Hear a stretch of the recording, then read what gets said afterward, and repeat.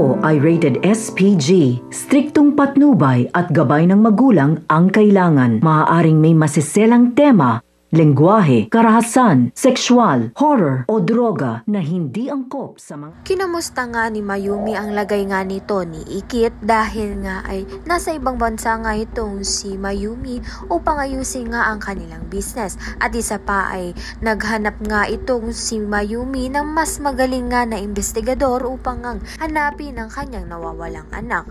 At isa pa nga ay dinagdagan nga ni Mayumi ang security nga nito nila Ikit dahil tour guide nga itong si Ikit at malapit nga siya ngayon sa mga trahedya dahil ito ngang si Soraya ay hindi nga matanggap na natalo nga siya sa pagpaslang nga dito kay Ikit dahil nga ito ngang si Rika ang namatay. Kaya naman nga't babawi nga itong si Soraya at dito na nga ay sisiguraduhin nga niyang katapusan na ni Ikit. Pagpaplanuhan niya nga itong maayos at gagawin niya ngang aksidente katulad nga ng pagkamatay ng kanyang kapatid.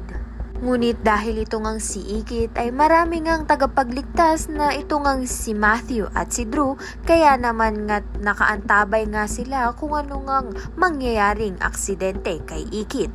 Ayan at iba pa ang dapat nating pakaabangan. Maraming salamat sa iyong panonood.